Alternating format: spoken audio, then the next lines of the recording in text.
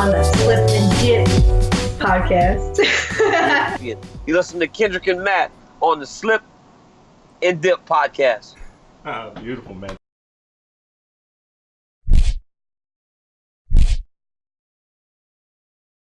What is up, people? Welcome back to the Slip and Dip podcast, episode 101, coming to you on a Sunday evening here in Dallas, Texas. I am Matthew Wells. Alongside me, as always, Kendrick Johnson. And boy, if you were in this room last night, I'm sure our neighbors heard us 3 or 4 houses down, because it was crazy witnessing what we witnessed. The upset of the century. Anthony Joshua hit that canvas multiple times in multiple rounds. And wanted a way out. That was a great. That referee did an excellent job. I went and saw the replay last night when we went back and rewatched it, and he let him make it. He could have easily stopped in the third round. You could tell that guy's like, I don't want them saying Americans took this man's belts from him, and so he let the ass whooping continue, and Andy Ruiz took it from him. Yeah, we're gonna get into that in just a second, but yeah, it was crazy in here. On today's show, people, we have 3 fantastic guests for you. One, Miss Andrea KGB Lee, getting ready to fight in a couple of weeks. Caleb Plant, also getting ready to take on Slip and Dip debut. Yeah, making his Slip and Dip debut. He's headlining the Fox portion of the card with Manny Pacquiao and Pac-Thurman. And then, of course, coming off his big win over Anderson Silva, Jared Cannonier returns to the show to talk about that and more. So let's get into all the other things that happened this weekend, man. We'll start at the top, as we already kind of did. Ruiz, heavyweight champion of the world, in the 7th. Anthony Joshua didn't want any more. The ref asked him, do you want to continue? He's like, yeah. And then did not move his hands, did not step forward. So the ref did the right thing and called the fight off. And hey, he got those paws put on him. And by a man that was in there to win the fight. And he did that. He did not show up from the opening bell. Even if you gave Joshua the first 2, I actually had him splitting. I told Matt, it was exactly like, this man came to fight. Then when he got knocked down, I'm like, oh, we're going to see how he recover. I didn't know he going to recover and get his ass down twice and get a 10-8 round. That surprised me. Exactly. To do that, and like, because when he dropped when Ruiz got dropped, everybody was like, all right, here we go, beginning and the end. But then he got up and started putting those paws on Joshua, and we're like, whoa, now, this is madness. This is madness. And then as the rounds kept going, like, man, he's actually going to pull this off. And surprisingly, but not surprisingly, there was one judge that was scoring the fight for Anthony Joshua. They had him up 1 round before he got finished, which is terrible. Just terrible. So, I don't know. You always talk about corruption in boxing. We always talk about that being, that's corruption and boxing go hand in hand throughout its history. But, like, that would have been some madness had that fight continued on like it was in that same fashion and went to the cards and Joshua won. Dude, that would have been an absolute robbery. So, yeah, Andrew Ruiz, man, shocked the world, blew up the internet. The internet literally stopped working last night. It came back. But look at him, man, just jumping around, around. All the pictures are amazing, too. Did you see, I know Joshua looked confused, but he didn't protest hard either. No, he knew what was going on. He knew he was getting worked, and he could not, he was messed up. Like, his legs were not under him. It was just over. He knew it was over. I think he took Ruiz too lightly. He thought he was going to go in there and have a cakewalk and then just elevate his profile even more to get this Deontay Wilder fight or put more pressure on Deontay Wilder.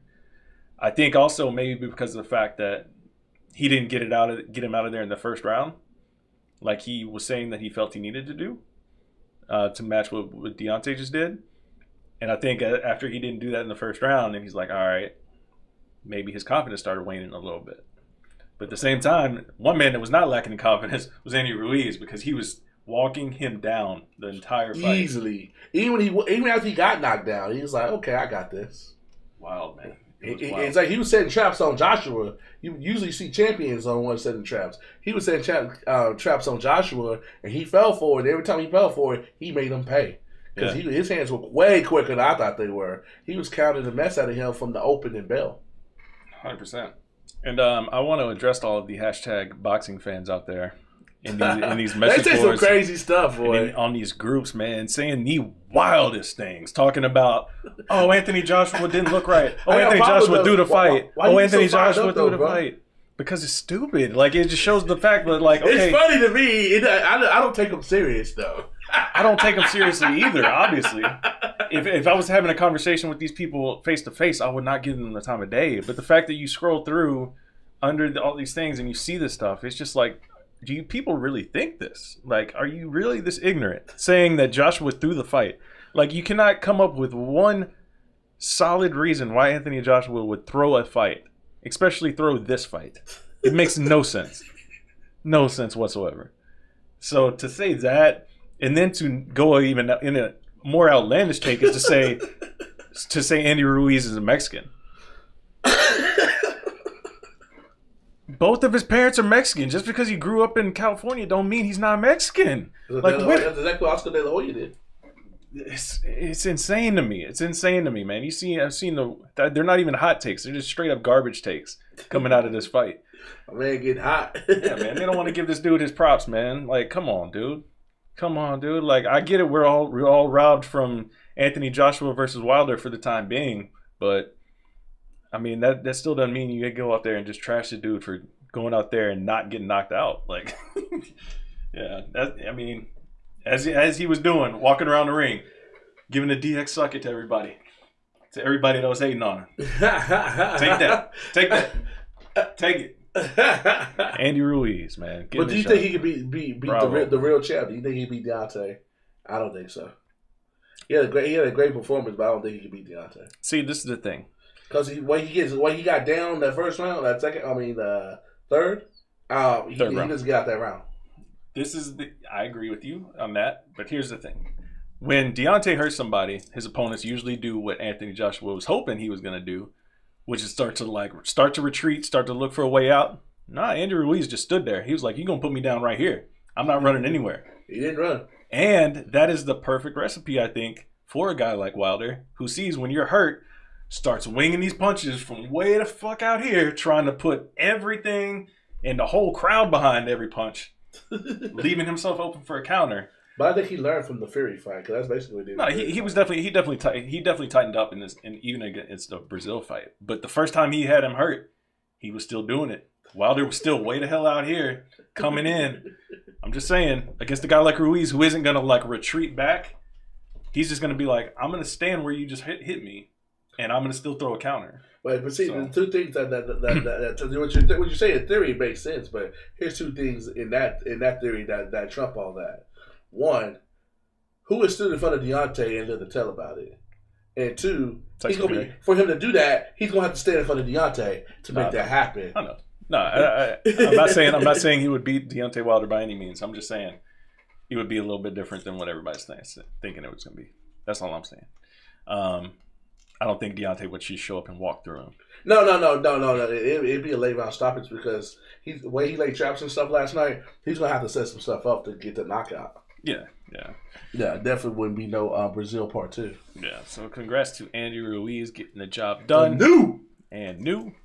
Unified. It's not just heavyweight champion. Unified heavyweight champion. Like, you are ultimate legend right there. Ain't too many people have unified. Even Deontay. As great as Deontay is, Deontay's not a unified champion. The foreshadowing was real when when they handed him the belts at the press conference. Said like this, chilling, all 4 of them. Yeah, had all 4 of them. Guy swole on. He was like, man, this feels good. I'm gonna go ahead and make this happen for real. Did that. Congrats, man. Congrats. Give that man his props out there, people. UFC also had some action as well, so we'll talk about that real quick. UFC was over in Stockholm, Sweden for Gustafsson Smith. And props to Smith. Smith did what he had to do. I love Smith. I sort of like him more as a fighter, but the dude's interest is in the top 5. The return of the bag, that shit gets you high. I like that shit. And when he just kind of straight in with it, he be feeling it. His interest is like, it kind of came out the blue. Like last year, like his interest is like part of the bit now. Yeah, return of the bag. 100%. 100%. One of the best interests for sure. Right. I liked how he's just walking out, like looking at the crowd. Too. Yeah, he floated with it. Yeah, he was feeling himself, and obviously feeling himself in the cage too, getting it done. in the 4th round with the submission win over Alexander Gustafsson. We saw 2 people need to retire yesterday. Though. And, well, we got at least one of those because Alex called it quits in the ring right after the fact. And his 2nd time losing in Sweden like that, man. The first time, obviously, against Rumble Johnson, getting his head taken off in quick fashion. He didn't fight for a year, brutal. He took a whole year off. Yeah, some people still claim it's a headbutt. It's one of those type things that was like bang, bang. Anyways, Gus calls it a career, man. Obviously, for me, the biggest moment or the biggest memory for Alexander Gustafsson, I've seen him fight in person a few times, but the first Jon Jones fight, right? That was the one that defined him. That was the one that put him on this pedestal of he's the 2nd best in the world. And that's the microcosm of his career to me. Yes, I agree. Always going to be 2nd best, right? If you listen to the show later on, Caleb Pat says in combat sports, there's no such thing as 2nd best. Yeah. But I mean, that still doesn't mean he didn't have a great career. He didn't have. I mean, he gave us an all-time classic, man. That Jon Jones. I could watch that fight again in its entirety, just on a whim. Feel like watching a great fight. Let me pull up Jones versus Gus 1. Serious. It's funny though that you talked about Rumble, that KO that he suffered at Rumble. The other guy that needs to retire is Jimmie Rivera. He's washed up too. And the first time I've talked about this like once, like episode 40 or something like that. One of the first times I hung out with Rumble, he fought Jimmie Rivera. He's like, "Yeah, I'm gonna knock this fool out within 2 rounds, and then we're gonna hang out afterwards." Dude does exactly what he said he gonna do. Then dude's texting me in a press conference, like they're asking him questions. He's like trying to set up where we gonna hang out at. In another conference, I'm like, these fools gonna get mad at me for texting this man at the stage.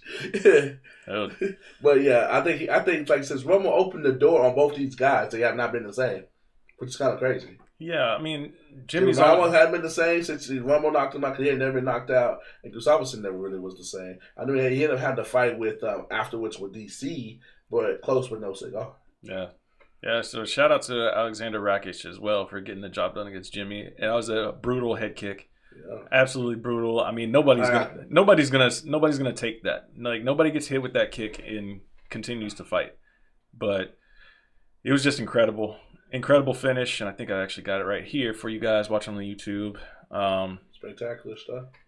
Incredible stuff, man. If you expect anybody to stay up after that, I like the way he just like there and looked at him. Yeah, no follow up necessary, man.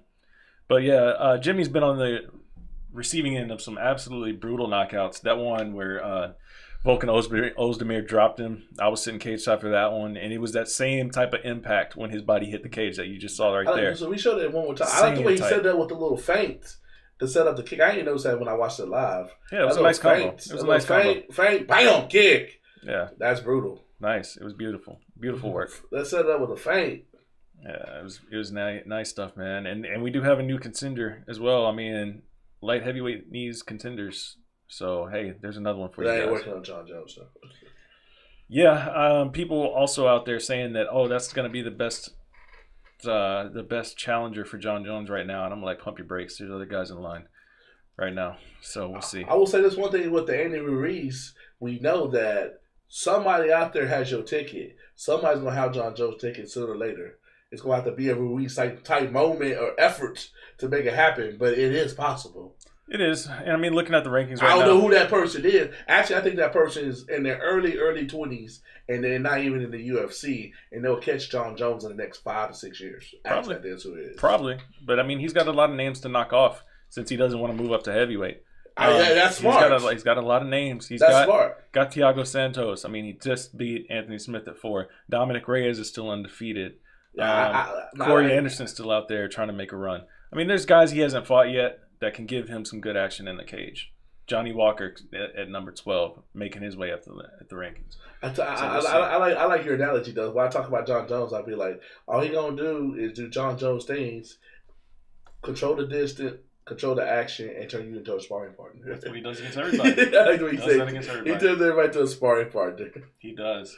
The B-side sparring partner, not the equal sparring, like not the it's the sparring partner that you're gonna let this guy get his shit off on you. And it's like he take half their power too. Like Anthony Smith said, I watched that tape, but he talked more about the Jon Jones fight than he did Gustafsson, which was crazy leading up to the fight. Yeah. It's like I watched it like 50 times, and I don't know. It's like he's just like a magic man. Like he still can't fight Andrews like 4 months later. Right. It's crazy. It's crazy how he does that to people. He lulls them to sleep, and that was like you noticed that against the Anthony Smith that showed up against Gus. It was not the same person. He was cool, calm. He was like in his face, like he was. I mean, obviously he was chasing Gustafsson around the ring because that's where Gus fights. But yeah, it was a completely different person, not the same person whatsoever. And yeah, man. So next one up for the UFC 238 is coming up. A couple title fights, and I want to feel a few people big Cejudo for the upset. Excited about this one. I think Moraes gets the job done, man. I think people underrate him. Because he just yes, I think he gets him out of there. I think he gets him out of there. I'm calling it now. Cejudo is not a guy that has not been finished. We saw Demetrious Johnson finish him with an elbow, standing elbows, which are very rare. So Cejudo is capable of getting finished. And I know he's transformed his game completely since that moment. But Moraes is a guy I think is just a little bit better in terms of his striking. I think he's a little bit quicker. Obviously, Cejudo's going to have the wrestling advantage, but I like Moraes and I like his game. I think he walks out of there with the strap. I don't think we see champ, unfortunately. That's just my take. I don't know. It's more of a gut thing than anything. Like on paper, Cejudo's definitely the underdog, but I don't know. It's a funny feeling. Yeah, I don't have a funny feeling with the flyweight. It's gonna be a long night for Jessica Eye. I think she survives because she's a tough girl, but there's no way. This lady's been in the ring with Amanda Nunes for 8 rounds and has lived to tell about it. No, at 135, no. She's not gonna what are you gonna do that she hadn't seen to beat her? Like she's kind of how Joanna was at the beginning of 115. I know she's only been the queen of the division like half a year, but she's already getting that mystique. Like, what are we gonna have to do to beat her? It's gonna take a valiant, like superwoman type effort to get her. I'll say this. She has changed up her training camp. She did move out to Vegas. She is working with new coaches. So we will see some new wrinkles. I don't know if it's going to be enough. Oh, you're talking about Jessica Eye? Yes. Oh, you're talking about Valentina. Yeah. Because she's been training in Vegas. I don't know with who and all that. She always goes everywhere. Yeah, she trains all over the world, literally. Yeah. She'll be in Houston. She'll be in LA. She'll be overseas in Russia. She'll be here in Dallas. Literally, her and her sister train over the world. She'll be here in Dallas and Fort Worth, training with Steve. She'll be all over the place. But yeah, I'm looking forward to that. I agree. I think Valentina walks away with the and still. But the rest of this card, man, is still fire. Tony Ferguson, Donald Cerrone is going to be a hell of a fight. That fight's on this card. That could easily headline literally any other show. That's a people's fight because there's going to be no technique in that fight. It's going to be a lot of who's got the biggest balls. Right. I mean, there will be technique. It's just going to be madness. It's going to be who gets cracked. Who gets cracked first. See, our guy Jimmie Rivera can recuperate from his loss last time. Mm-hmm. Jimmie Rivera, Petryan. That's going to be a hell of a fight as well. I don't know who's going to win this fight. Honestly, I don't. Since Jimmy's had a hit a bump in the road. I don't know if Petryan's guy is on a streak, man. Yeah. It's gonna be a damn good fight. This is one of the best main cards of the year, in my opinion. I'm looking forward to that prelim main event. I'm watching that live. I'm watching that over some of the fights on the main card. Yeah. If this fight was on the main card instead of Taito Ivasa, I would argue that would have been the best main card from start to finish of the year for the UFC. I would argue that. That's a treat right there. I'm definitely watching that. It's gonna be a regular ESPN too. Yeah, so I'm gonna have to. But like literally before I head out to Cheddars, to Hooters for my routine, I'm definitely gonna check out my girl Tatiana Suarez. I actually talked to her today. She's feeling good, very focused, and wants to let her performance do the talking. She said she's not gonna get on the mic and talk crazy. She's gonna let what she do in the octagon speak for itself. 100%. And then of course, right before that, another damn good fight, man. This card is stacked. Everybody complains about these cards being weak. This card is not that. This is one of the best cards through and through. Look at the prelims. Aljamain Sterling and Pedro Munoz. That's a hell of a fight. I didn't know Carolina was on there. Yes, Carolina's fighting Alexa Grasso. Hell of a fight. Ricardo Lamas and Calvin Qatar. Hell of a fight. Like, this card is stacked. And this is the televised prelims right here. Or the ESPN prelims, rather. Early prelims are on a Fight Pass. And our girl Angela Hill's on there. She's fighting Yan, and again, this is a crazy ass fight. Even before that, Bevan Lewis and Darren Stewart, the dentist. That's a hell of a fight, man. And then, of course, the very first. If Caitlin Chukagian and Joanne Calderwood is the first fight of the night, you know you have a damn good card on your hands. Right. And that's what we're dealing with here, UFC 238. So I'm excited about this card. I will be watching from start to finish. Of course, I'm not missing a single moment of this card, as should you not as well, people out there listening to this. So that's that for all the stuff in the past weekend in the world of combat sports that we're going to talk about, at least. I know other stuff happened, but hey, we're going to get to these interviews for now. Like I said at the top, we got Andrea Lee, Caleb Plant, Jared Cannonier coming your way. All fantastic interviews, all good friends of the show. And yeah, what else? Anything else you want to add before we get out of here? That's it? All right, people, hit that subscribe button if you haven't already. If you feel like you want to be benevolent and help out the show, hit us on the Cash App, hit us on the Venmo. Those links are in the description right below as well. If you're listening on iTunes or on Spreaker, please leave us a review. Give us that 5 stars. Helps the visibility out. That's a free thing you can do to help us out. We would appreciate it. Yeah, that's it. Episode 101. Enjoy the rest. We will see you next week with more guests. Till then, peace.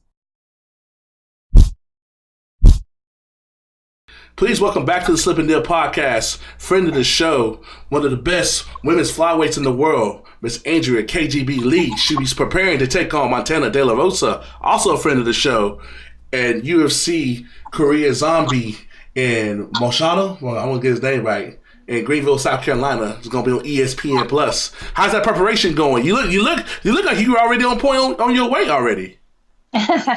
Well, I still have a little bit to go, but preparation's going well, and I feel great. Everything's been good for this camp. I feel ready. But we still have like 3 weeks, so I still have some time to prepare. Are you ready to fight for the first time as a 30-year-old? I was 30 in my last fight. Oh, you fought? That's right. You have fought. Yeah, in the Ashley Evans Smith fight. Yeah. Yeah. It was weird, seeing that age on TV. And when they put it up on TV, and they're like age 30. I'm like, oh. but the fact that you're 30, but as a fighter though, I'm pretty sure because you haven't really been in any wars in your career, so it's pretty. Do you feel like a fresh fighter on a serious note? I still feel fresh. I do, and I don't feel like I'm 30, so that's a plus. I don't know what you're really supposed to feel like at 30, but I guess the average person who is at 30 might feel 30. I don't know, but I mean, I still, when people ask me my age, I want to say like 24. I wish. So how much time have you spent, researching what Montana's bringing to the cage against you? And I'm familiar with Montana. We've known each other for a while. Years, we worked with each other when we were both amateurs, and we've trained with each other as pros too. So we both know what each other are going to be bringing into the cage. We just have to prepare for our strengths, but also prepare for theirs too, or prepare for hers too. Is it kind of hard to put that friendship aside and be like, all right, we got to go handle business, get paid, and then we can hang out after? Yes, definitely going to have to put that aside for now, and then afterwards, may the best one win. What advantage do you think you have over her? I feel like, with my fight with Ashley Evans Smith, I feel like that was probably a similar fight that I might be seeing with Montana. They're both wrestlers. They're both kind of strikers, and they both like to use their striking to close the distance and work on shooting those underhooks, try to like shoot a single leg or something, and smother you against the cage, take you down, and work from there. So I think that it might be a similar situation, but I do think that Montana's probably going to set her stuff up a little bit better and will be a little more aggressive even. So, I'm kind of preparing the same way that I prepared for Ashley, but don't underestimate the fact that I might decide to go for a takedown myself. Whatever is available, I'm going to take it. I'm not scared. Tape on your opponents? Have you watched tape on Montana? I have. Is it me? Does it seem like when she gets hit, you can tell? Like she does. Like nobody likes to get hit, but you can obviously tell when she gets hit. Yeah, nobody likes to get hit, but some fighters do make it a little more apparent that they don't like to be hit. Just by the expressions on their faces and stuff. Some people are calm, cool, and collected when they get hit. I like to think that I am. And some, they start blinking a lot, and then they just start. They're like, I want to get a hold of you real quickly because I'm tired of getting hit. They want to get their hands on you, and sometimes you make irrational decisions in those moments. So hopefully I can keep my hands on her, on the outside. I don't want to. I mean, like that's where I want to try to keep the fight. Yeah. I mean, I think it's going to be a really good fight. I mean, it's like against two fighters, obviously, that are like, I guess, climbing the ranks in a big way. And I think this is going to be one of those fights. Unfortunately, it's going to knock one of you guys down a little bit, but I think you'll both be fine regardless of the outcome. But right. I don't know. Like these kind of fights, I kind of have a love-hate type of thing with them because, again, it's like both of you guys are rising up, and it's like you don't want to kind of kill off a contender for the time being. No, so. I know. I hate that. I didn't want to have to fight Montana this soon. But we both want to fight. We both want to make money, and that's what we're here for. So we kind of have to set those feelings aside, and business is business, and we both understand that. Are you gonna be watching the fight this weekend? The queen of your division, Miss Valentina, returns. Oh, of course, I'm gonna be watching. Do you think unless something comes up and I'm not able to, then I'll catch replays, But I plan to be watching. do you think Miss I has a shot? I don't know. I don't like to count anybody out. We saw that last night. Huh? We saw that last night boxing. Right. Right. You can't ever count anybody out. No. So I don't know. I feel like there's been like a lot of surprises lately. So I just tend to not say anything. But I do believe that Valentina has the upper hand. I think that Valentina is a more solid fighter than I. So I don't know. It's gonna be fun to watch. I hope that it's exciting, and I'd like to see what they bring to the table. We already know what Valentina's gonna bring. I'd like to see what I is gonna bring. She's not just gonna be able to jab Valentina to death. So no, I don't know. I think she's too slow for Valentina, honestly, but we'll see. Okay, that's interesting. Yeah, I mean, it's always interesting to hear, I guess a fellow, like a peer, like comment, on the champ. Valentina's quick, and her counter strikes are amazing. I don't know, she's a solid fighter, and how you beat somebody? About fighting her, I know I'm going to have to be on my A game if I ever get that opportunity. So it's a tough fight. How do you beat somebody like that? Like, for make your dream come true, you have to go through her. So how do you think about that? Like, with her being so good? When I think about it, I just know, like, with every fight that I prepare for, I try to think that I'm preparing for her, too, at the same time. I want to be on my A game every time that I train, and every time that I am in the gym, specifically, I know I need to be preparing for her too, because eventually I think that we're going to be standing across from each other. So, there's just a lot of things that, I know that I need to work on if that's ever going to happen. Cardio, 5 rounds, definitely going to have to have the cardio for a 5-round fight. Yeah. That's always one of the things, right? I mean, you hear a lot of people say they always train for 5 rounds. They always train for 5 rounds. So, I mean, when people say that, it kind of trips me out a little bit, because do you really honestly like train for 5 rounds? Because it seems like that would be kind of like overworking yourself unnecessarily. I don't know. Maybe that's just me. I don't know. I would like think if you can do 5, doing 3 should be a piece of cake, though. That's why I look at it. Yeah, I mean, if you can do 5, 30 is definitely easy. And I've done many rounds in the gym. Up to like 10 rounds, and it's 3 does not seem like that big of a deal. 15 minutes, it's like, okay, you're going in here, you got 15 minutes, you train all day long. And so compared to like 15 minutes, I mean, that's like literally nothing. Then 25 minutes, that's, I mean, it's going to be a lot harder. I haven't had to go 5 rounds. I've never gone 5 rounds in a fight. I don't know what that's like yet. So I can't really say. I've done it in the gym, but 5 rounds in a fight, that's different.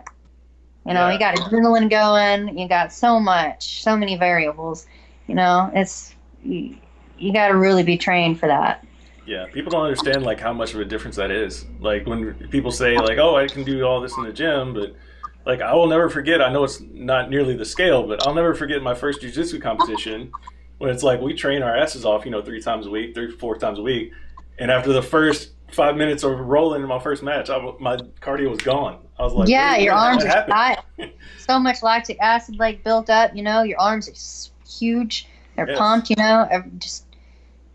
You fucking adrenaline was high, and then it comes down, and like when you're in a tournament like that, it's constantly up and down, and that just like that takes away so much energy. You have to be able to stay relaxed in those situations. It's kind of hard to when you're in a 25-minute war.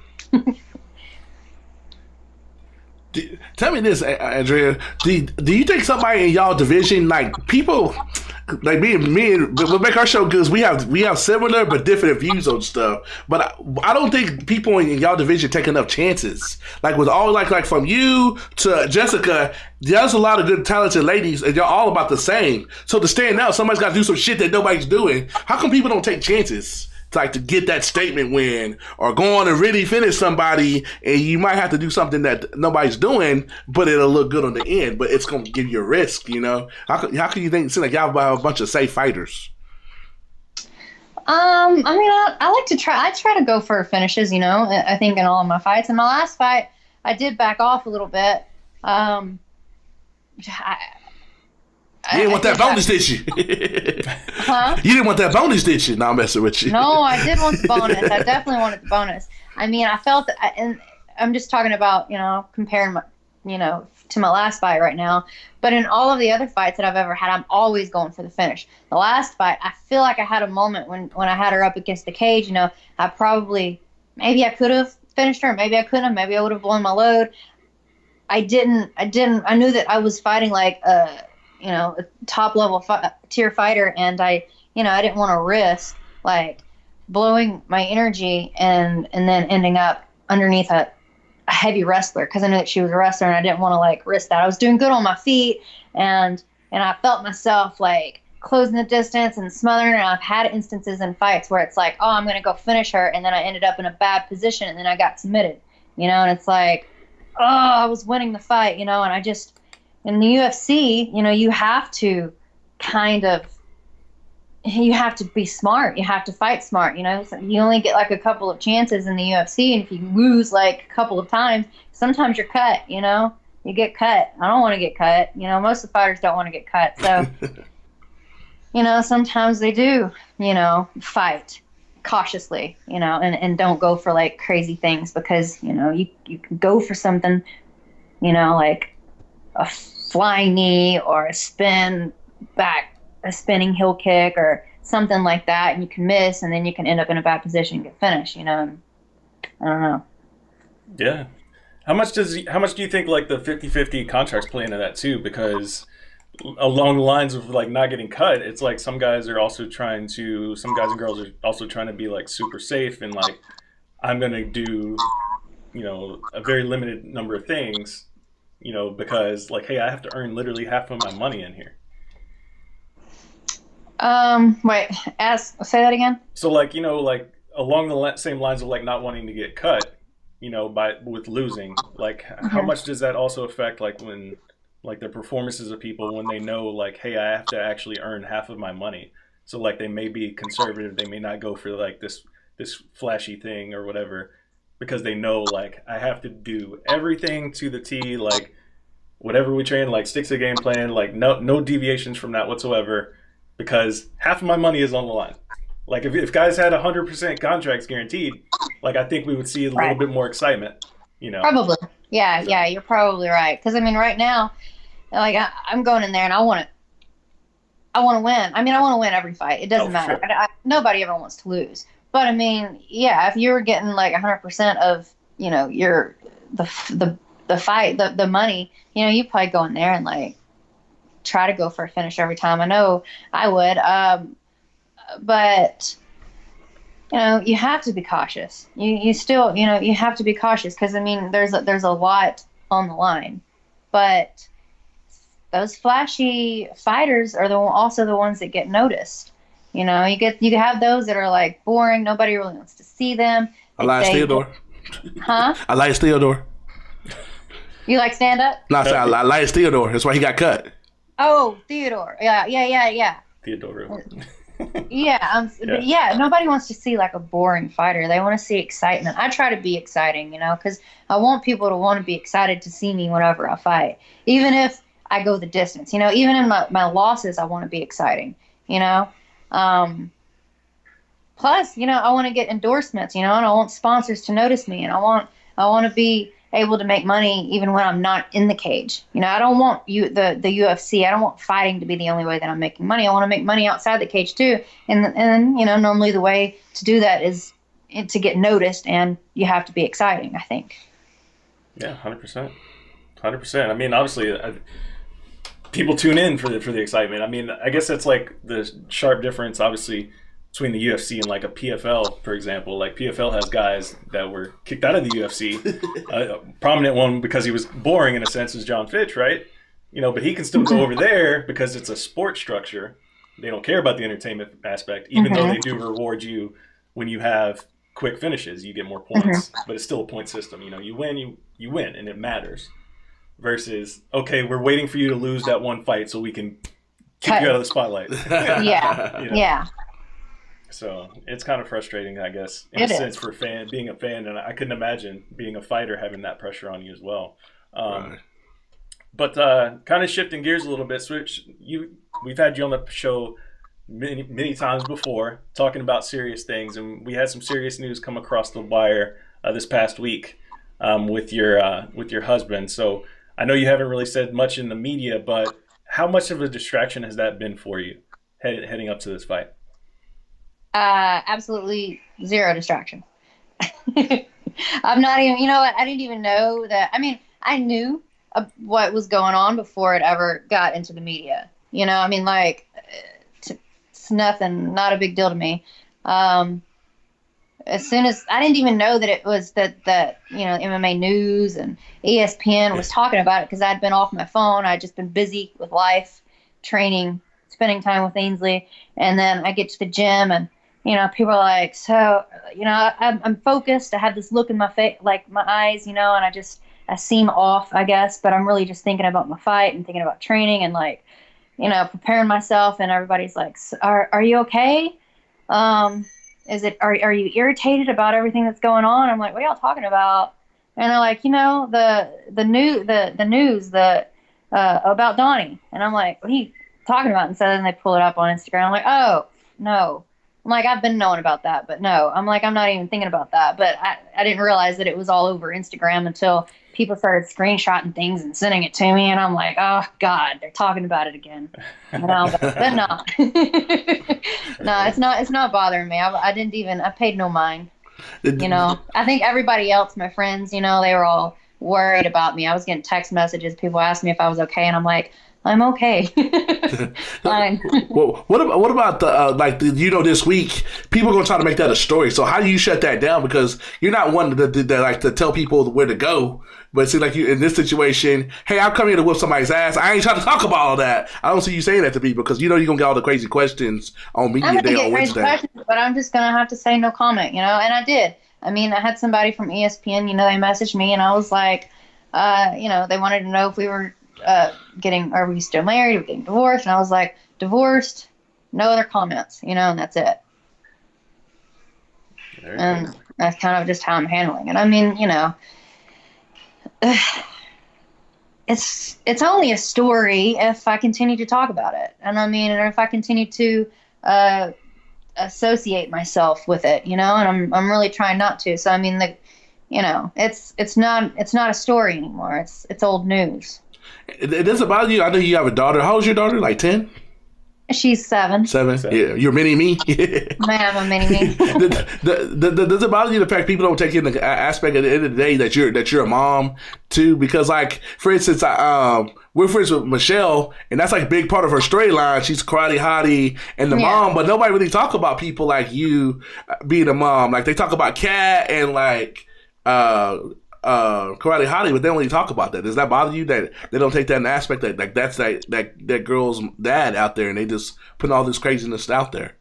I think people forget that I'm a mom. People forget that I also have a child. Ainsley's come to my fights. She's walked out with me, and after, she's been in the cage with me after my fights, like on Legacy and Invicta. She's been in interviews and stuff with me, but I think that people just tend to forget that. I don't know why. But it is a thing, that's her dad, and, I respect her, and, I love her, and I don't want her to have any, bad feelings towards her daddy, and she's not, and she never will. And, so I just try not to promote anything bad, I just want her to live and be carefree, and I don't want any of it to affect her in any kind of way. And it has, but kids, they adapt, and she has adapted. She's really smart, and I can't trash talk, Donnie, because it would hurt her. And I know that that's a lot of that, media want to hear what's going on, but like I can't do that, Yeah.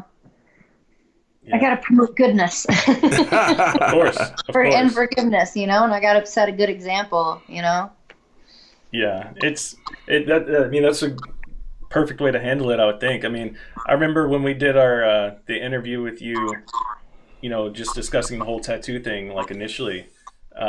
When you went out of your way to do that for us, because I remember you were like jumping through hoops. You had to go to another city. but like people were wanting us to do like what you were just talking about, like trash talking him. Like that's not how you conduct an interview. For one, like we're gonna ask you what's going on. We're not gonna get on here and make assumptions and just, like throw out these wild accusations. We're gonna ask you what's going on.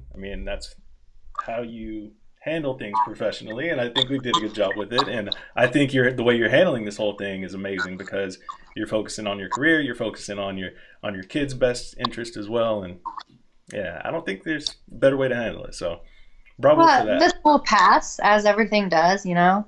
We all have things that we got to go through. Storms come and storms go. Sunshine will come out, and clear skies, and that's just the way you got to live life. You can't just dwell in the past. I can't worry about that. I'm going to have to move forward with my career and focus on that if I'm going to continue to further it. So, all this is passing. It'll be buried. It won't even be a thing before we know it. 100%. Next year, nobody will even be talking about it. 100%. That's the way to do it. So I guess before we get you out of here, on June 22nd, against Montana De La Rosa, how does it go down? What's your prediction? Do you have one? Oh, predictions. I'm going to get my hand raised. All right. Isn't that what everybody says? Yeah, in some form or fashion. Yeah, that's essentially the answer we always get. I'll get my hand raised. Yeah. Just excitingness. It's going to be fun. Hopefully we get a bonus. I want it to be that exciting.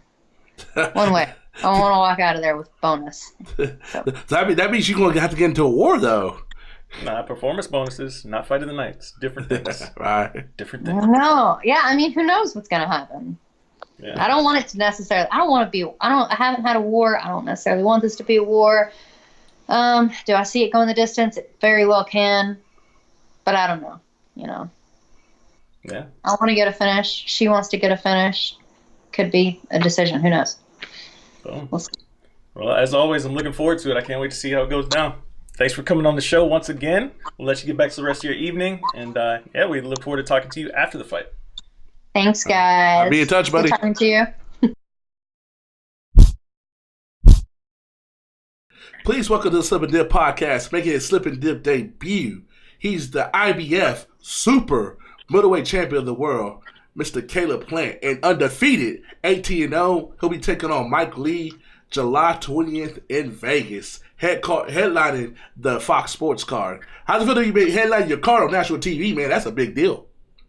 Man, excited. You know, I've been the main event a handful of times on FS1, and but this time we're on Big Fox. I'm looking to put on a show, so I'm excited.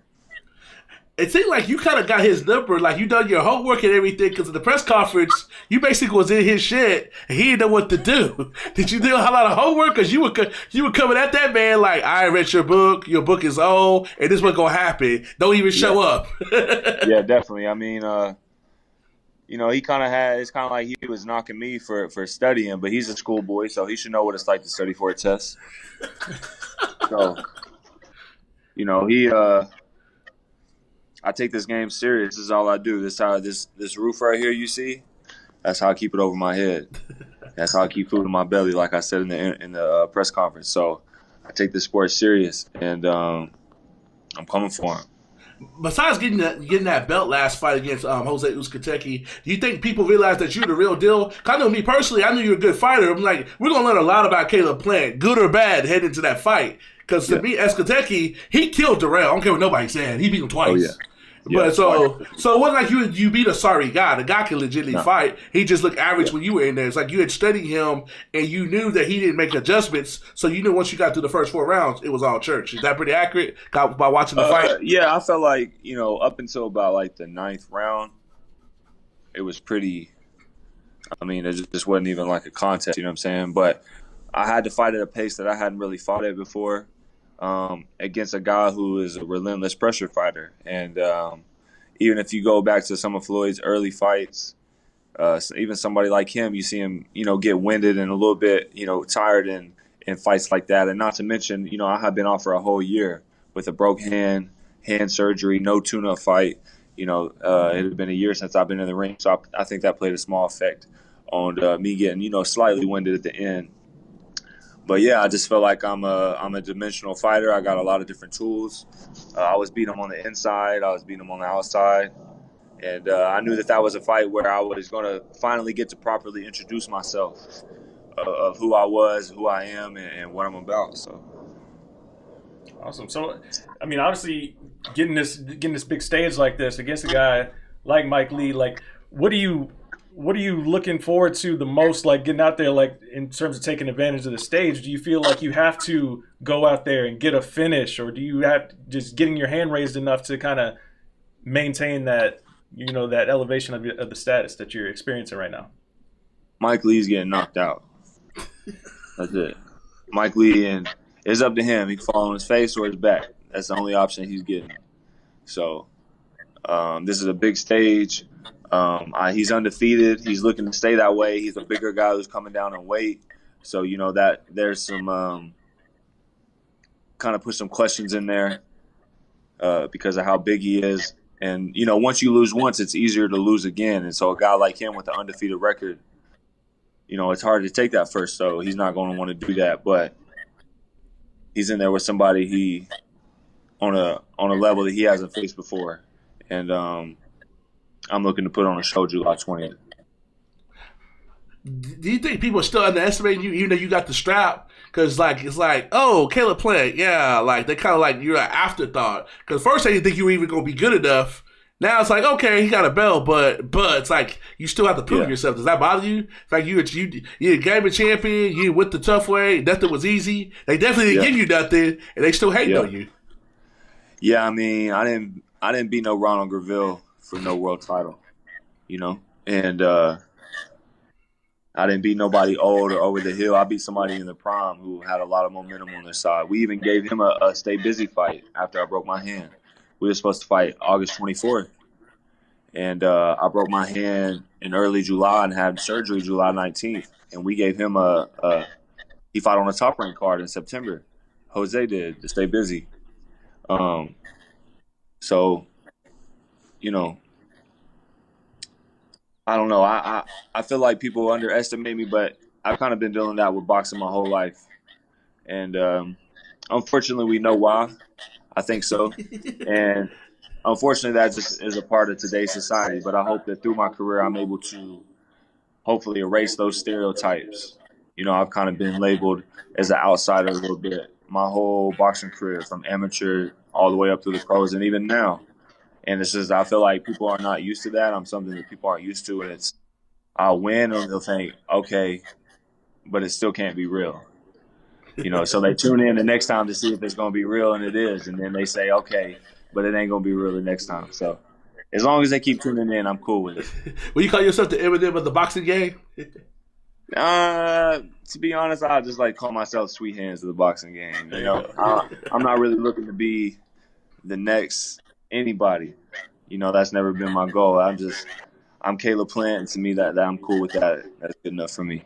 Yeah, it's interesting to hear you talk about like that stereotype thing, because we had Paulie Malignaggi on the show last week, and he was talking about how he got kind of like cast in this role of being the guy that was always the guy to basically like gatekeep in a sense for the other big names. Like he couldn't get to that A side of the game. Like they kept putting him in there against these monsters in their prime, and he couldn't like take advantage and elevate himself, where he felt like the promotion like kind of like purposely like kind of kept putting him in these spots to fail. So how do you take advantage of like your career and your status and your position right now to make sure you don't get put in that same type of role? I mean, Paulie, he's my favorite boxing analysis. But like I said before, I come off a year layoff, no tune-up fight, coming off a broke hand surgery, and fought who everyone else said was the boogeyman of the division. And I handle my business. So, you know, at the end of the day, can't nobody else throw your punches for you. You got thrown for yourself. Can't nobody run the miles for you. You got to run them by yourself.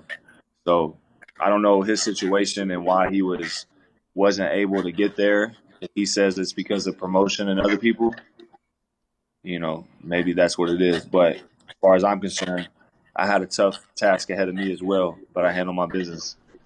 And that's what I'm in the business of, handling my business. Gotcha. Yeah, he stopped he basically stopped short of saying it's because he was white, and so that's why he kept getting put in those spots. So that's more so getting that. Yeah. I don't know. I don't really feel like I have that issue.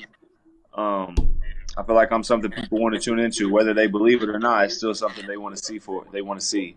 And thus far, I feel like I've handled my career correctly. I have a good team around me who supports me and is one of the best for me. So I'm right where I want to be. I'm happy with everything that's happened thus far in my career. I couldn't be happier. That's legit. Can you give some insight in doing business with Al Heyman? Because two things we hear. All y'all fighters, when y'all get done, y'all thank your family, y'all thank God, y'all thank Al Heyman.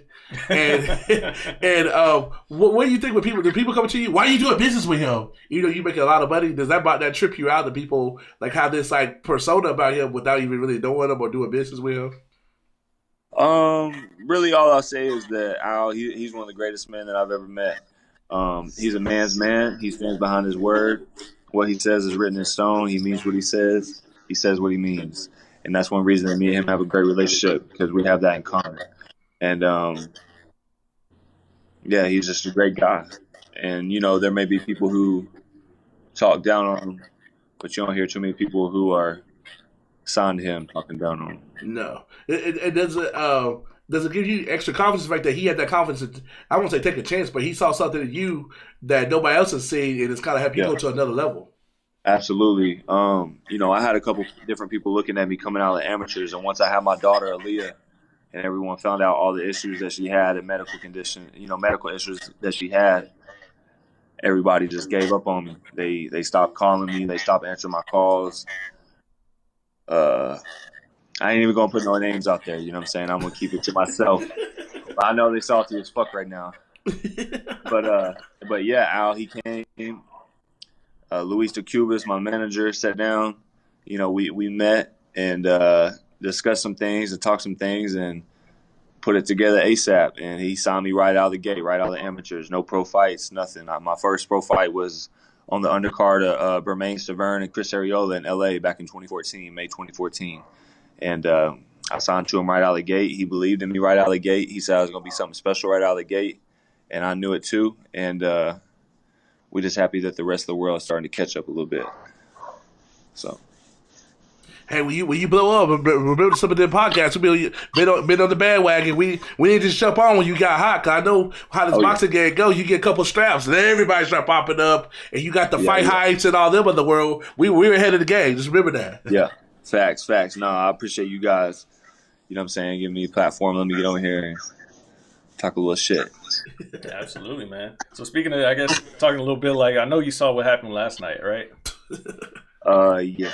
Yeah, I mean, I don't think anybody in the world saw that coming. So what was, because we actually were in the same room watching the fight for, and we really, the crazy thing is, Caleb, we really watched fights together. Yeah. So it was crazy that we saw that go down. Yeah, man. Honestly, like, I'm not super surprised. Like, I was in the gym earlier that day getting my hands wrapped before sparring, and by a guy named Don House. He's a cut man. He's a legendary hand wrapper. But and me and him was talking, and I said, man, I wouldn't be so surprised if he knocks Anthony Joshua out or outboxes him. But then again, I wouldn't be super surprised if Anthony Joshua got in there and knocked him out early. You know, you just don't know which Andy is going to show up. But Andy, I mean, this dude has over 130 amateur wins and like 5 amateur losses. He's an Olympian. He's 30. He was like 33-1, 32-1, and the only loss he had was against Joseph Parker, and that was a really controversial decision. And it's like people just, if you do your homework, it really is not all that surprising. You know, just how I do homework on guys I'm fighting. I'm just a fan of the sport. Period. I'm obsessed with the sport. Period. I do homework on everybody, and it's really like not super surprising to me that happened. And I actually called it. You know, it's easy for me to get on here and say that I called it, but. You know, I somewhat caught it that day in the gym that I wouldn't be super surprised because the dude has all the tools in the world, the speed, the explosiveness, the power, great boxing technique, great boxing fundamentals, great boxing ability, great boxing IQ. And, you know, sometimes in the past he just hasn't always, you know, went that extra mile. And honestly, my head coach, Justin Gamber, used to be his strength and conditioning coach back in the day. And so I've known about Andy Lee for, you know, a long while, and we're cool. We're not like best of friends or anything, but we're cool with each other, and so I was super happy for him, man. Super happy. I like you. I didn't really know who he was until I started doing my research. When he was counting him early, I like, this guy came to fight. He has a shot. And then when he got dropped, I'm like, oh, okay. I didn't see them coming back the way he did. To me, it's the sequence of how things went down. It's like that he did it because he was countering the shit out of him the first 2 rounds. I like, this dude here came to fight, and he giving himself a chance. I didn't go do what he did though. Yeah, I mean, it's hard to expect a fight like that to go how it did. But he had just fought recently, and so they called him up with 4 or 5 weeks ago, and so he's already in shape from his last camp. So you know, it makes sense. He's coming off back-to-back camps, so he's in shape. He's focused. He's zoned in. I'm happy for him, man. Super happy. What do you think about people judging him by his cover? That's crazy. By the way, they call that man. They say he should be more like Fluffy than fighting in the boxing ring. This man heavyweight champion of the world. I mean, you know, I've been dealing with the same thing because of this, because of that. I can't be this or that. Well, just as I did, he showed him that he's not bound and shackled to that.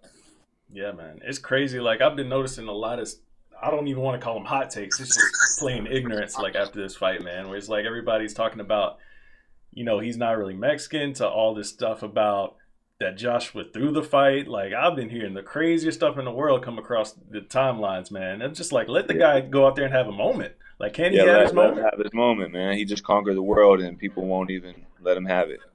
It's crazy. There's always got to be some conspiracy with everything, you know? Yeah, nothing can never just be, you know? Yeah. He caught him on top of the head. I think the first time he dropped him, caught him. I'm pretty sure that's when he kind of caught him on top of the head on the way down. Yeah. And Joshua even said he caught me on the head, and I just wasn't able to recover because even after, you know, he got hurt and the bell rang and they went back, even when the bell rang and they came out again, he still didn't look all the way there. He didn't have his legs. He didn't have his wits. That's just what happened, man. You got whooped. Yeah. But that goes back to what you were talking about a second ago about that preparation and, you know, studying these guys because, you know, if you didn't know, like, some people were expecting the guy to go in there and just lay down for Anthony Joshua. Like, nah, he's a fighter too. Like, he's able to study his opponent.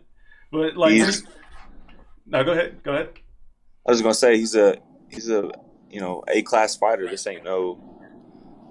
He's an A-class fighter. Yeah. Now, what I was gonna say is, like, you know, when you're studying guys, are you studying like the entire character of them, like what they do outside of the ring too, or is it just like their skills inside? I study their character as a man. I study their, you know, what they are good at, what they aren't good at. I study everything, and if I see one little mishap, I'm exposed. So who's two people you want to see before your career's over with, regardless of the weight class? Who you want to see, and like, there's somebody you want to test your skills against? Who somebody Caleb Plant want to be sharing that square circle with?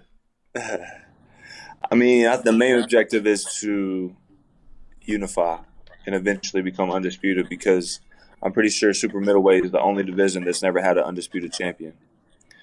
And I've researched it myself, and I've had other people research it and back me up on that. But, you know, you guys do it for yourself. Make sure that I'm telling the truth. But, is to become undisputed, you know, super middleweight champion of the world one day. So whoever's got belts, Colin Smith, Darrell's got the WBC belt for now. I want to unify, and then I want to become undisputed. And those things take time. You know, you can't win a belt and then unify the next fight. That's not how it works. But, you know, that's my plan. That's my goal. That's what I'm going to do. Is I'm going to become undisputed super middleweight champion of the world, the first one. You said earlier, man, you promising a knockout. You have a round in mind you think this is going to go down, or what's your ideal situation? No, I ain't going to put no round on it, you know. It just depends on how stubborn he want to be. It depends on, you know, honestly, though, it depends on if he is going to come in and fight because there's a world title on the line and this could change his life. And champions put it all out there on the line, as you seen me do back in January. Or if he just shows up and decides that he's just going to take a whooping and, you know, when he gets out, he'll go into his plan B and plan C and plan D. For me, I just got a plan A. That's it. So if he shows up and stays running, you know, it may take a little bit longer. If he actually stand and fight and, you know, try to make something of it, it'll probably be earlier.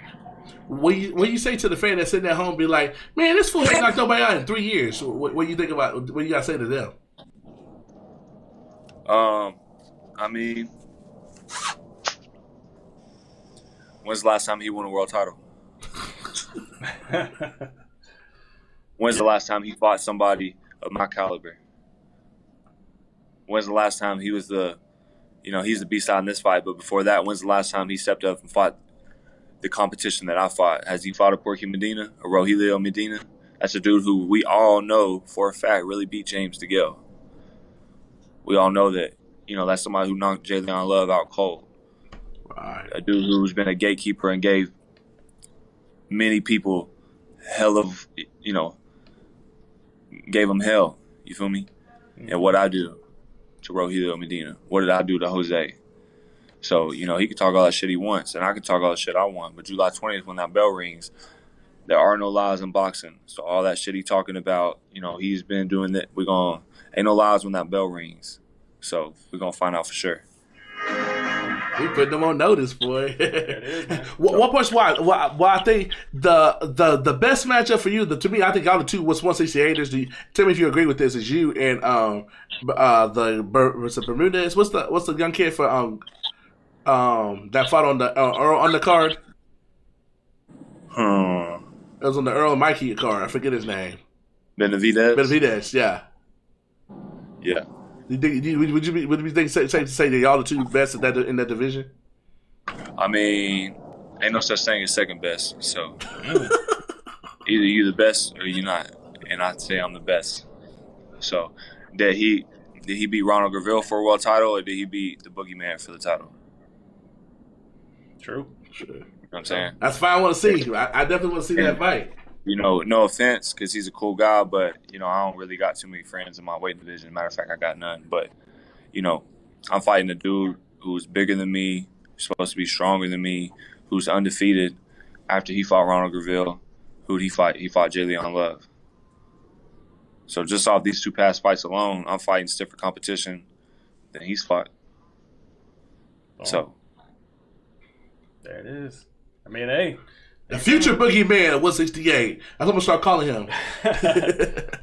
maybe the future, but the present is mine. So I like it. I like that. Yeah, can't wait to see this fight go down, man. Taking advantage of this platform you've been given, man. This headlining slot on Big Fox. That's a big spot, man. Oh yeah, super excited. You know, again, thanking Al, PBC, and Fox for joining forces, creating this massive platform for people like myself and other great world champions to display their talents. July 20th, main event on Fox, me versus Mike Lee. Right after that, it's going to go right over into Fox pay-per-view. Going to have Manny Pacquiao and Keith Thurman. And right after the fight, as soon as I hop out of the ring, I'm going to be going to put a suit on. I'll be commentating the pay-per-view portion. Oh, okay. Manny Pacquiao with my defended world title around my waist. Hey, I'll be there, brother. I'll definitely see you fight week, man. Perfect. And can we get you on the week after? Because our motto on the Slip and Dip podcast is, you ball, you get the call. So you can break down what you did in that ring the next week. Yep. Yes, sir. We'll hop back on here and we'll do it again. Appreciate it, man. We can't wait to see it go down, man. And thank you for coming on the show. We appreciate the time, as always. Perfect. Thank you so much, brother. Please welcome back to the Slip and Dip podcast, a friend of the show, fresh off his destruction of Anderson Silva at UFC 237. He told us 2 weeks before it happened what was going to happen. The killer gorilla himself, Mr. Jared Cannonier. Congrats on the win, man. It's like you did your damage in Brazil and just got out of Dodge. I didn't see you pop up on any shows or nothing. So we glad you came back on like you said you would, and you told us what was going to happen before it happened. Hell yeah, man. You know, hey, I just had to go down there and do my job. So, and I did pretty good. So, people talk about the way it ended, but people don't realize you were piecing him up rather easily before there. Like, you made him look like the 43-year-old fighter that he was. That he is. That just call it like it is. He looked like a 43-year-old man. You did what you had to do, and people keep talking about the way it ended, but they were talking about the kicks and them two pieces and combos you were throwing before to set that up. No, they didn't say. They weren't talking about none of that. You know, I think the injury sort of overshadowed a lot of that injury, and the booing sort of overshadowed the performance a little bit. But you know, if people were to go back and look at everything, you know, from hindsight, they'd see that he really wasn't injured. So that was all me kicking the shit out of his leg. And that's just it, man. Does it trip you out that people are not giving you your full credit? You know, people didn't think you're going to win. And also, talk about that Dallas side covering you. I ain't going to take no disrespect. Like, oh, shit. Dallas thing came out on national TV. Hey, it's always there, man. I just, you know, you got to, I'm not going to say you got to keep it under wraps, because I sure as hell don't keep it under wraps. I don't compromise myself for anybody. But, you know, it is what it is. It comes out when it comes out. Yeah, man, it was crazy to me. Like, obviously, the fallout, the reaction wasn't so much about you, like you said, kicking the shit out of his leg. It was more so about, oh, he got hurt. Like, no, he didn't, like, trip on a banana peel. Like, he got kicked in, like, hard in the knee. And people were, like, not giving you that credit for it, which was kind of crazy to me. Because I remember back, I don't know how much, like, you used to watch, like, Pat Barry, like, when he was fighting. People used to geek out over Pat Barry getting another leg kick TKO. Like, why didn't they give you that credit? That's what I'm like. I was on Twitter like, come on, like, give my man his props for this. Yeah. Well, when I start to rack him up like Pat Barry did, you know, then I'll start to realize. And but you know, it is what it is. They'll look at it. It'll be shown again in hindsight, and people will realize what actually went down that night. and hopefully, whether they give me the credit that's due, it doesn't really matter to me. But to be honest, what people think about it, it doesn't really matter. Like I said, it is what it is. I kicked them. I'm the one that hurt him. You know, it wasn't a serious injury. It wasn't what's the word? Pre-existing injury or anything like that. Mm-hmm. You know, and if you look at it, you know, we fought for like, 4 minutes and 47 seconds, and that whole time it was me winning that fight. Yeah. So yeah. Talk about the layers you added to your game, man, because you looked good. Like, you were sharp as hell. Because like you told us, you were sharp in training. We saw it on the big stage because, not to be funny, we hear some of these fighters saying that to come on the show. And it's like, man, he said he was doing this, or she said she was doing this in training. And it looked like she just woke out of bed and hadn't trained a day in her life. So it's good to see that you did above and beyond. You were just sharp. We saw shit like, we saw you rolling with punches, the way you were kicking. Like, I see you kick, but you were kicking in combinations like you knew something that we didn't know. Well, like I don't know if y'all knew it or not, but I say it every time, and I wouldn't say it if I don't mean it, and I get better with every fight. You know, after every fight, I get better. I go back and watch my fights. I'm always in the gym. I'm always a student of combat and mixed martial arts specifically, but I'm always learning. I'm always growing. I'm always getting better. You know, I don't. That's just the love, you know, we can say it's the love I have for the sport, or, you know, the passion I have for it, or whatever it is. You know, it's whatever it is, you know, I'm gonna take full advantage of it and make the most out of it. You know, I love doing it. You know, I enjoy it, and it brings joy to me. It brings happiness to me, and luckily I get to make money doing it. So you know, I'm in this thing. Full steam ahead. Absolutely, man. I'm. It's kind of crazy to me considering, you know, that reaction you got after the fact. You know, when it seemed like the whole country of Brazil was like, they were coming for you, right? And then you see like a week later that their own Brazilian champion got robbed at gunpoint in Jessica Andrade, but you were able to skate out of there with no issues. It's kind of crazy to me how these kind of things happen. So. You know, especially in Brazil, where it's like you really can't like wander the streets in Brazil because things like that will happen to you. So, I mean, like they stuck up the UFC media team. Yeah, like two times. Like the time before last time they went out there, and they wouldn't do nothing they weren't supposed to. Yeah, that's what happens out there, man. It's they about that life. Yeah, it's a common thing out there for tourists not to walk around, you know, with your head in your phones. With your head in your phones or with your headphones on, and always be aware of your surroundings. People run up on you and point a gun at you and tell you to give you what they got in Portuguese. So, and you know, they gave us the warning too when we was down there. Don't be doing this. Don't do that. You know what I'm saying? People, you get robbed down there, and well, to be honest, there's a bunch of poor people there. You know, there's a big gap between the haves and have-nots. Mm-hmm. So, you know, what do you expect? Yeah. When you create an atmosphere like that creates that type of behavior. Yeah, man, it's wild, man. I mean, especially considering, like, I guess that is a thing. Like, you know, even in the U.S., like, if you see a popular celebrity stroll into the wrong hood, they might get stuck up. But it's kind of weird seeing, like, a champion, a Brazilian champion, Jessica Andrade, getting robbed like that in her own country. Yeah, I figured they'd have a little bit more, what's the word? Respect. Yeah, I guess respect, you know. But yeah, you figured they would, but I guess no one is immune, right? Yeah, that's crazy. Did they? I know if I'm broke and I'm poor and I see Donald Trump walking down the street, you know.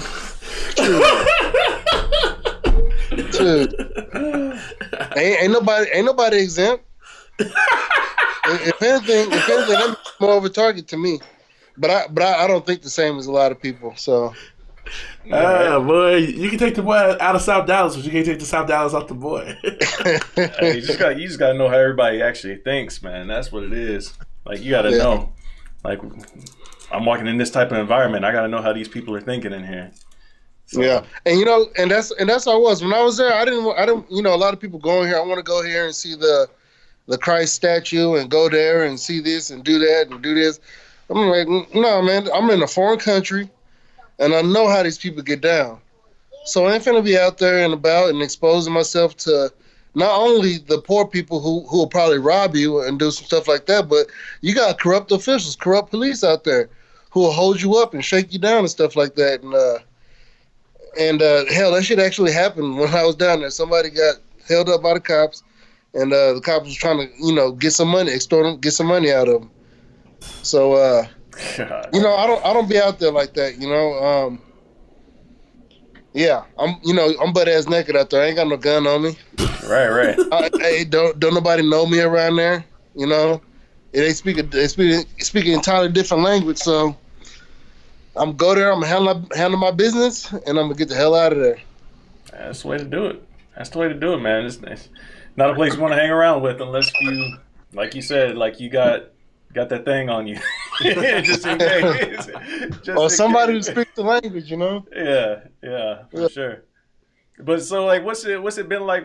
I know you've been back home for a couple weeks now. So, like, has people been coming up to you at the gym? Like, I know you back already at the lab, getting in some work, coaching, whatever have you. But are people like coming up to you and be like, "Man, you took out the legend"? Like, are they giving you those type of props?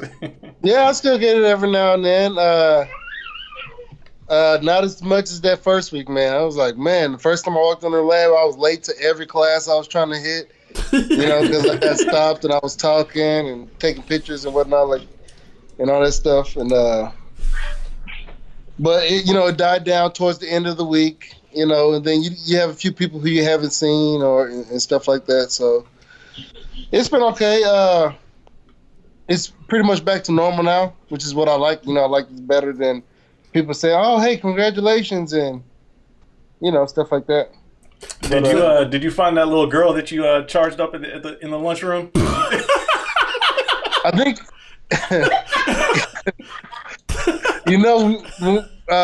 when we got back, we did go to the. I did surprise my kids at lunch after I got back, and I saw her there. She didn't say nothing to me. I didn't say nothing to her, so we ain't had no problems. y'all just caught each other's eye and just kept it moving? It was one of those? I was looking at her, and then she looked up and saw me, and then she was like, oh. No. But no, there wasn't no camera there, so she wasn't all excited to get up and let herself be seen. So. Oh, okay. One of those. Yeah. What I'm about to say. All those kids was like that, man. Just jumping up, waving, and. So what's about the design to go Team Wolf up in here? You go get your win, Wolfman, and whoop, go back to being just Jared and go back to Arizona and lay low. Because, like I said, I ain't see you popping up on nowhere. Like, but a lot of people be all up in the mix for the first 2 weeks. You'd be the future Hall of Famer, MMA legend, and you just like did your thing and zoom, just went incognito for about 3 weeks. Did you say incognito?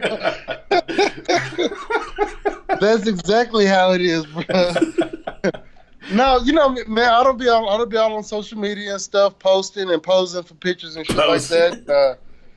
And I know that in some regards, it's sort of shooting myself in the foot because I don't get the exposure that I could have and all that stuff. But I ain't finna prostitute myself out and do something that I wouldn't do just to make a few extra bucks and get some likes and shit like that, man. You either like me or you don't. You know what I'm saying? You either recognize the skills and enjoy watching it go down and like the style, or you don't. You know what I'm saying? I'm not here to please anybody. I ain't here to ask for nobody motherfucking crumbs or nothing, man.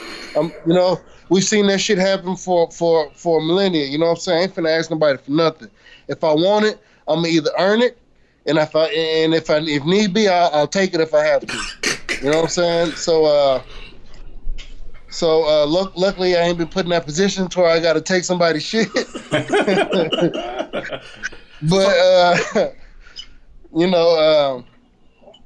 that's life, man. That's just my approach to life. It's and I'm essentially really selfish when it comes to that. You know what I'm saying? And you know, I got a wife and I got kids and all that stuff, you know. But first and foremost, I have to take care of myself, because if I can't take care of me, how I'm gonna be able to take care of anybody else? And that's just going, you know, further and further away from the point I was trying to make. But you know, yeah, I'm not here, you know, bullshitting and pussyfooting, man. I'm trying to, you know, get wealthy, get rich, get wealthy. You know, I've said it, you know, financial liberation, you know, make enough money in this and enjoy the hell out of the road while I'm there. You know what I'm saying? I'm on a yellow brick road dancing my ass off, you know, and I'm just loving this ride, man. I love the fact that I get to fight. I love the fact that I get to fight professionally. I love everything about it. You know, I'm not too big on being famous or anything like that, you know, but I love showing my ass, you know what I'm saying? You know how, like you said, incognito, you know how we get down. We like to show off every now and then. So, that's one of the things I love about, you know, the sport and how much it's grown and the exposure it's getting to. So, you know, I'm just going to enjoy the hell out of it while I can. So who do you want next? Because they didn't really ask you that. You say, hey, who do you want next? A big win like that? Because I don't even want to call it controversy. It's like they were trying to create controversy. So nobody knows who you want next, because that definitely, I know Anderson is older, but that should at least give you an opportunity to get your name in the echelon, get you like 5 or 6, right? Somebody in that range. Well, you know, as far as I'm concerned, man, it does not matter who it is. Let me try to get some light on right here. Is that right? It doesn't matter who it is. Any of them, man, all of them. They asked me that right after the fight. Who should I fight next? You know, after this fight, and maybe in top 10. You know, there's a lot of big names ahead of me. And who do I want next? You know, if you guys want me to choose somebody to fight next, I choose the winner out of Adesanya and Whitaker. You know what I'm saying? Because that puts me right there where I want to be. You know, that's why, I feel I'm ready for that. And I feel like I said before, I can beat anybody. And that includes, you know, the top 10. And, you know, all those in the top 10 and all that stuff. So, sorry about that. So, it doesn't matter. You know, I don't have any preference. You know, I'm not going to pick and choose. I want to fight this person. I want to fight that person because I think I can beat. No, I know I can beat all of them. So line them up and let's make some money, you know what I'm saying? And, you know, that's just it. I can elaborate.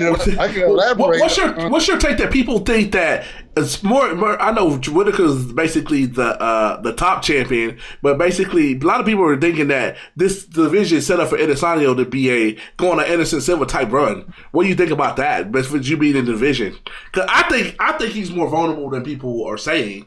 He showed a lot of grit last fight and dug down and came with it in that 5th round and put on a legendary performance. But he's definitely beatable. A lot of people think he's not. What do you think about that? Adesanya? Yeah, they think he's about to go on a long run and reign that division for a few years. Well, not with me around, you know. And I'm not saying that to be cocky or anything. Like I said before, man, I can beat anybody. Okay, so if I don't beat you the first time, I'll definitely beat you the second time. The second time. You know what I'm saying? Because you know, I've already had a taste of what you can do, and you know. But my approach to fighting, you know. Again, like I said before, you know what I'm saying? It's either me or them. And I'm very effective at it not being me. I'm really good at it not being me. And I'm only getting better. I've gotten better already after that last fight. I can already feel it. I can already see it. I'm already gotten better since that last fight with Anderson. And you guys are going to see that in the next fight, you know? And so keep your eyes open soon. You probably get some fight news here real soon. Oh, so why can't you tell us? You got the platform right now. All you got is space and opportunity. You trying to get that man in trouble? Come on now. I know, right? But to be honest, I can't say anything because I don't have a contract. That means, you know, I've only verbally agreed to something. I don't know what the other person has done, or if there's any other plans to do something different. It could change in a minute. You know, at first I thought I was going to fight Jacare, and then next thing you know, I'm fighting Anderson Silva. And I didn't say anything until the UFC announced it first. Usually I won't say anything until I get a contract, and that contract is signed, that deal is sealed, and can't nobody change it after that. But at this point in time, they can change it. Anything can happen. It's only got the call today. So okay.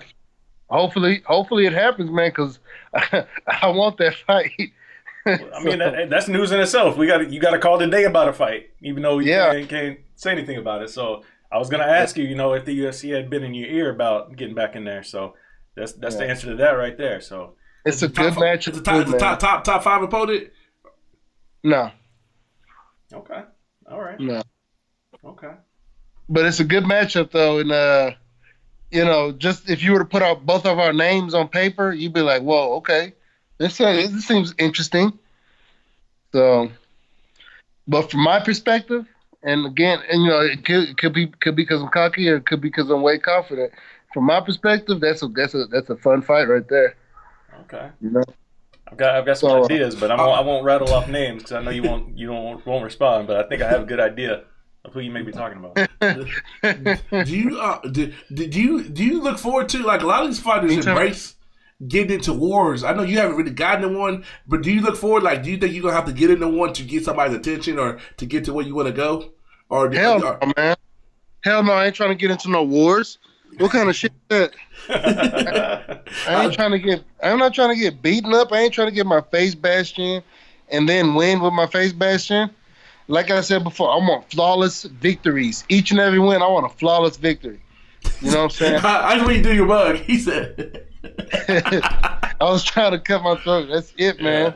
I'm not trying to get in there and bang it out with the best in the world. I want to take the best in the world and make them look elementary. I want to make it look easy because it is easy. You know what I'm saying? What I did, not saying that Anderson ain't good, but when I went in there, it felt easy. It felt good. It felt right. You know what I'm saying? I felt untouchable. I felt unstoppable in there. And that's the way I want to feel in each and every fight. I don't want it to last 4 or 5 minutes, though. I want it to last 10, 20 seconds. Done deal. Give me my checks, and I'm going home. You know what I'm saying?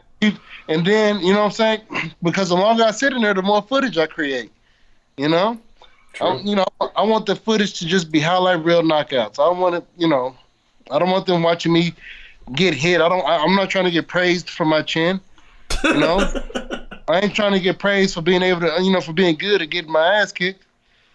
So I always say, because we have boxers and MMA fighters like yourself on all the time. I always ask fighters this question: what is cool about getting hit? Why do people think getting hit is cool?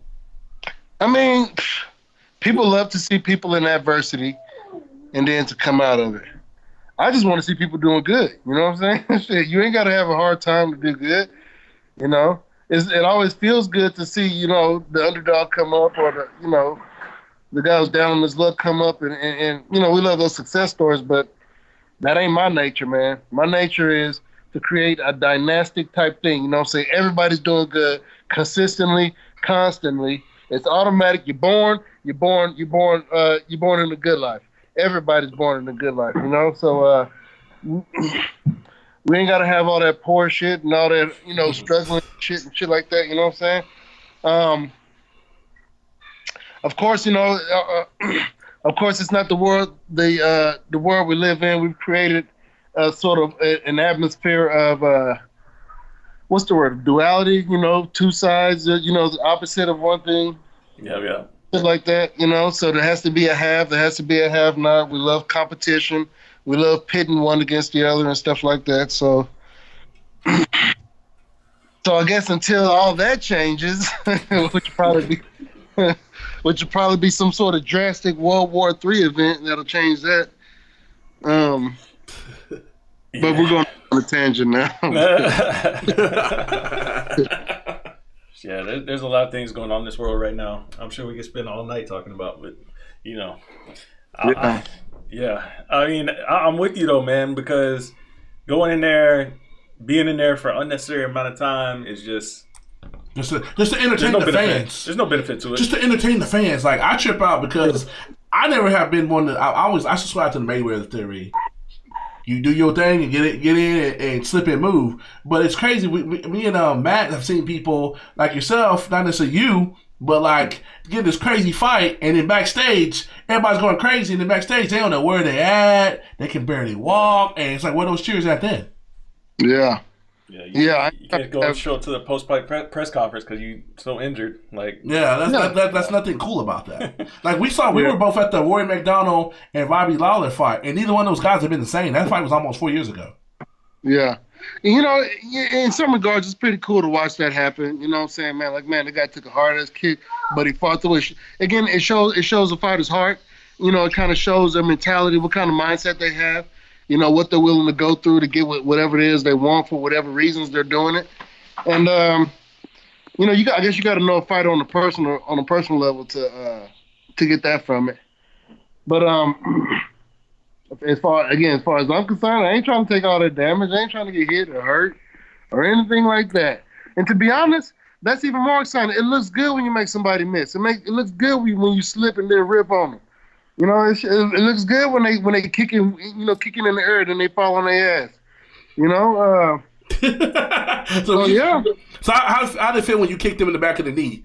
Did you think he was done when he fell like that? What you think immediately? What was in your? Because you like you were there pouncing his ass. Honestly. Yeah, that was it, man. I was just focused on finishing the fight, and it was kind of interesting because when I kicked him and he went down to the ground, when I advanced on him, I heard the ref say stop. But I still, you know, I was still on him, and I didn't just dive in on him like, you know, some situations somebody would, you know, anybody would.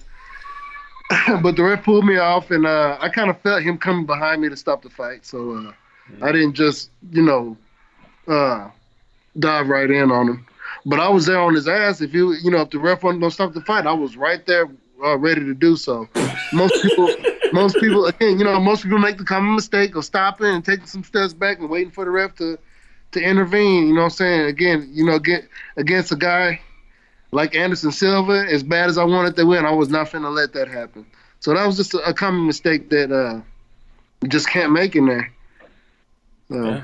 Yeah. Did he say anything to you after the fact, like backstage or anything? Yeah. Did you guys trade any other words, or even since then, like?